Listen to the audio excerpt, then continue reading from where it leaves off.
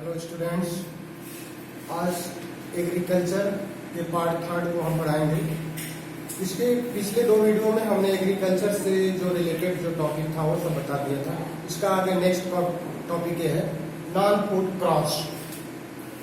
भारत में कुछ non food crop भी बोई जाती है जिसका यूज हम इनडायरेक्ट तरीके से करते हैं। फूड क्रॉप का यूज हम डायरेक्ट करते हैं और इसका यूज हम इनडायरेक्ट तरीके से करते हैं। इसको नॉन फूड क्रॉप कहते हैं। नॉन फूड क्रॉप में आपका पहले आता है एक रबर क्रॉप। रबर क्रॉप का यूज क्या होता है? रबर क्रॉप का यूज इंडस्ट्री के रॉ मटेरियल के लिए किया जाता है। जैसे टायर का हम बनाते हैं, ये जो टायर इंडस्ट्री है उसमें रबर क्रॉप का यूज किया जाता है। रबर क्रॉप क्या, यह एक इक्वेटोरियल क्रॉप है। इक्वेटोरियल का मतलब जो आपका ग्लोब है, जो ग्लोब के इक्वेटर के पास का जो रीजन है वहां पर यह रबर क्रॉप उगाया जाता है। और इसके बाद कुछ स्पेशल कंडीशन में ट्रॉपिकल और सब ट्रॉपिकल रीजन में भी इसको हम रबर क्रॉप को उगा सकते हैं। रबर क्रॉप उगाने के लिए हमको 25 डिग्री सेल्सियस से एबव टेम्परेचर की आवश्यकता होती है। 25 डिग्री सेल्सियस से एबव टेम्परेचर की आवश्यकता होती है। और जो रेनफॉल की जो जरूरत होती है 200 सेंटीमीटर रेनफॉल की जरूरत होती है रबर क्रॉप के लिए। जो आप देखते हैं भारत का जो केरल का एरिया है, जो केरल का हिस्सा है, जो तमिलनाडु है, इन हिस्से में रबर क्रॉप ज्यादा उगाई जाती है। और जो मेघालय में जो घाटी है गैरो घाटी मेघालय, वहां पर भी ये रबर क्रॉप को हम उगाते हैं। ये हमारी नॉन फूड क्रॉप के अंतर्गत आती है। और जो अंडमान निकोबार जो आइलैंड है, वहां पर भी ये रबर क्रॉप उगाई जाती है। तो क्या है? ये नॉन फूड क्रॉप है। इसके लिए यह इक्वेटोरियल क्रॉप है। और उसके बाद इक्वेटर के आसपास का जो रीजन है ट्रॉपिकल और सब ट्रॉपिकल एरिया में भी रबर क्रॉप हम ग्रो करते हैं। और टेम्परेचर 25 डिग्री सेल्सियस और रेनफॉल जो है 200 सेंटीमीटर आपको रेनफॉल की आवश्यकता होती है। नेक्स्ट आता है आपके नॉन फूड क्रॉप में फाइबर क्रॉप। फाइबर क्रॉप क्या होता है? जिसमें रेशे होते हैं। ये सेकेंड आपका है फाइबर क्रॉप। रेशे होते हैं फाइबर क्रॉप्स।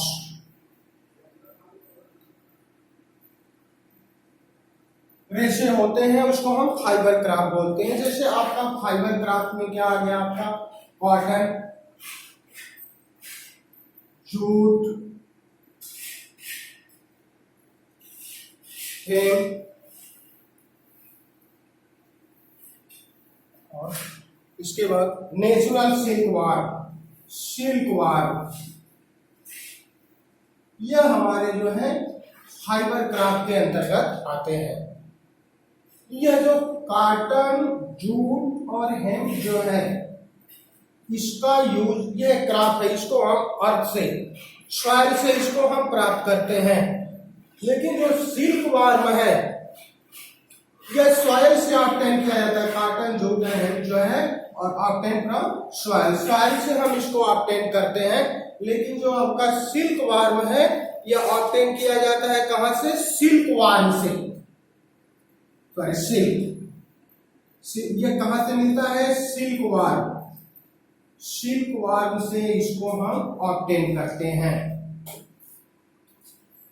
यह सिल्क वार्म का ये कुकुन एक तरह का वार्म होता है जिसको हम मलबरी का जो ट्री होता है उस पर इसको हम पालते हैं, वहां से हमको यह सिल्क वार्म मिलता है।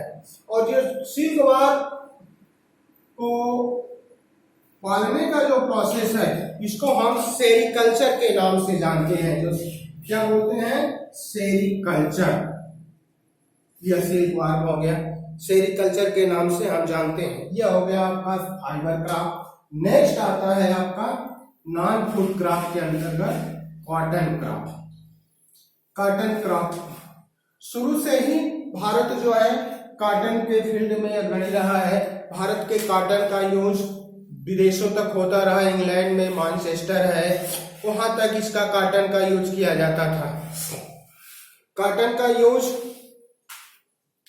कपड़े बनाने में किया जाता है। और कॉटन के लिए सबसे ज्यादा जो सूटेबल जो एरिया है जहां पे ब्लैक सॉइल मिलता है, जिन पार्टों में भारत के जिन हिस्सों में ब्लैक सॉइल मिलता है उन सॉइल में काटन की फसल ज्यादा उगाई जाती है, कॉटन क्रॉप। क्योंकि जो महाराष्ट्र का एरिया है, जो आपका गुजरात का एरिया है, जो डेक्कन प्लेटू है, उन क्षेत्रों में ब्लैक सॉइल जब मिलती है वहां पर इसका हम काटन का उत्पादन करते हैं। और जो भारत में जब यूरोप के लोग जब भारत में आए, तो यूरोप में जब काटन का यहाँ से जब एक्सपोर्ट किया जाता था काटन, वहां पे जो इंडस्ट्री लगी हुई थी, यहाँ से यूरोप के लोग काटन ले जाते थे और वहां पे अपने जो मैनचेस्टर, जो उनका टेक्सटाइल का जो हब था, मैनचेस्टर में भारत के काटन का यूज करते थे। वहां पर वो कपड़े बना के भारत में वह एक्सपोर्ट करते थे काटन। और इसके बाद ये काटन जो है धीरे धीरे कॉस्टली होता गया, लेकिन अब इसके बाद यहाँ पे आर्टिफिशियल जो सिंथेटिक काटन का भी यूज किया जा रहा है। ये हो गए आपके नॉन क्रॉप। अब हमने आपको एग्रीकल्चर के बारे में बताया। नेक्स्ट पॉइंट आपका है technological and institutional reform. Technological and institutional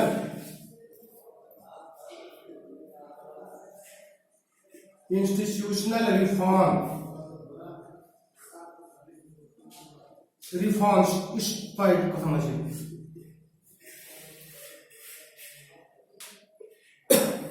शुरू से ही एग्रीकल्चर के क्षेत्र में भारत आगे रहा है और एग्रीकल्चर के डेवलपमेंट के लिए कुछ तकनीकी परिवर्तन किए गए ताकि एग्रीकल्चर का आपका विकास हो। भारत की 60% पॉपुलेशन जो है यह एग्रीकल्चर के ऊपर डिपेंड है, डायरेक्टली और इनडायरेक्टली। क्योंकि जितने भी बहुत सारे जो इंडस्ट्री हैं उनको रॉ मटेरियल कहाँ से प्रोवाइड होता है, वो उनको रॉ मटेरियल जो है एग्रीकल्चर से प्रोवाइड किया जाता है।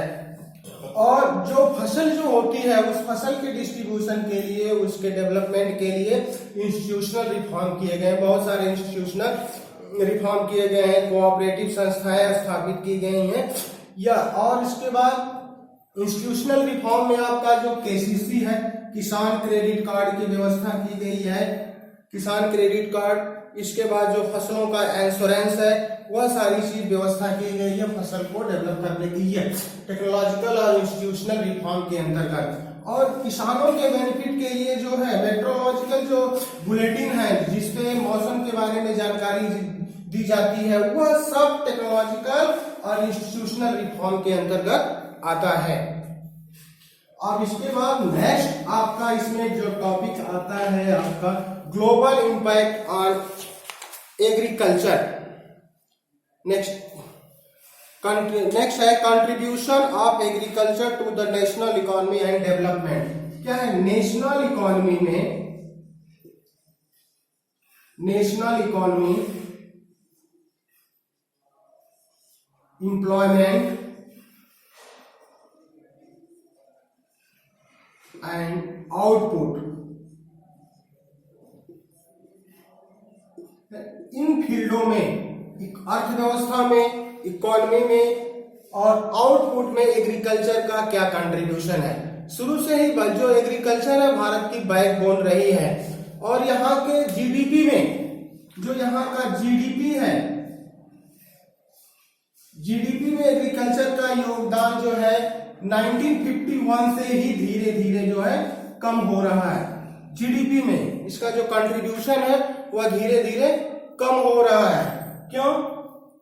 क्योंकि इसका मतलब ये हुआ कि जितने भी आप एग्रीकल्चर का जो डेवलपमेंट सही से नहीं हो पाया, जो लोग एग्रीकल्चर सेक्टर में लगे हुए हैं वह लोग एग्रीकल्चर सेक्टर को छोड़ करके दूसरे सेक्टर में जा रहे हैं। तो यह हमारी अर्थव्यवस्था के लिए काफी चिंता का कारण है कि जो कंट्रीब्यूशन है एग्रीकल्चर का इकोनॉमी में, एम्प्लॉयमेंट में कम नहीं होना चाहिए। क्योंकि अगर कंट्रीब्यूशन एग्रीकल्चर का कम होगा तो हमारा एम्प्लॉयमेंट भी प्रभावित होगा। क्योंकि एग्रीकल्चर बहुत सारे इंडस्ट्री के लिए रॉ मटेरियल प्रोवाइड करते हैं, जो हमारा आउटपुट भी प्रभावित होगा। तो जो हमारी नीड है, जो फूड की हमारी रिक्वायरमेंट है, जो हमारे एग्रो बेस्ड इंडस्ट्री है, वह भी डिक्लाइन होंगी। तो इस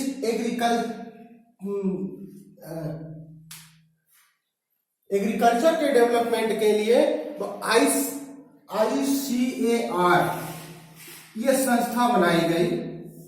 ICAR संस्था बनाई गई ताकि एग्रीकल्चर क्या है, एग्रीकल्चर रिसर्च, यह संस्था बनाई गई, वो एग्रीकल्चर के फील्ड में वह रिसर्च करती है, अच्छी अच्छी बीज का वह खोज करती है ताकि एग्रीकल्चर का अधिक से अधिक विकास हो सके।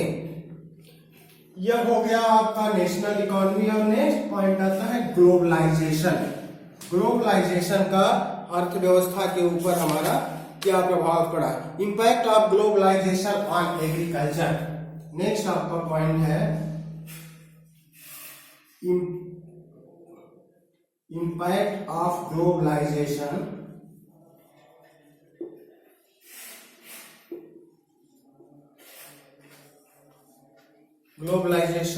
On agriculture.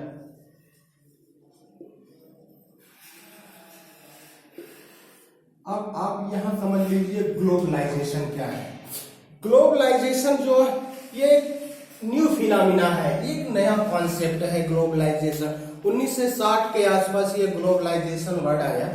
इसके पहले जो देश था, एक देश के लोग अपने देश के अंदर ही ट्रेड किया करते थे, दूसरे देशों में व्यापार नहीं करते थे क्योंकि उनकी कंट्री की बाउंड्री का रिस्ट्रिक्शन था।